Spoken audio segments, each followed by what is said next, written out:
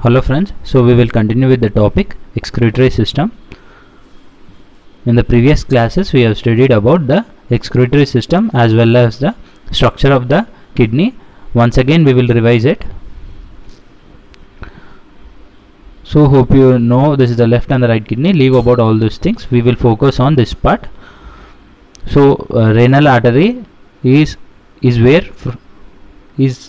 coming from the heart and it is connected to the kidneys, and it is getting the blood with impurities as well as oxygen in it, whereas the renal vein, after the purification has been done by the kidneys, renal vein sends out the pure blood along which is deoxygenated, and one more tube is being present here, which is the ureter, which is connecting the kidneys and the bladder. So with the help of the ureter, toxic material, salts and water is being collected into the bladder, which is generally urine.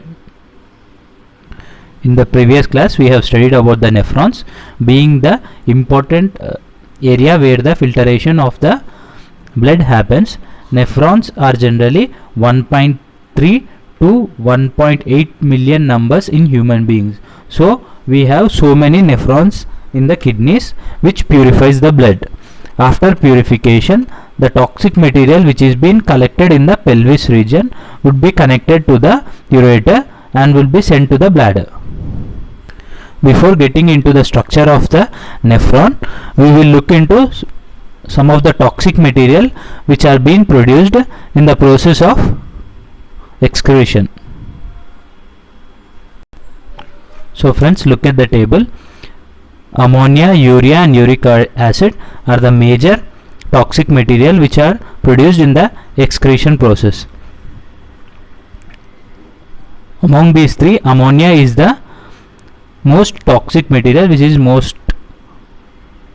is the highest with respect to its toxic content. All these three are combined together are known as the nitrogenous wastes.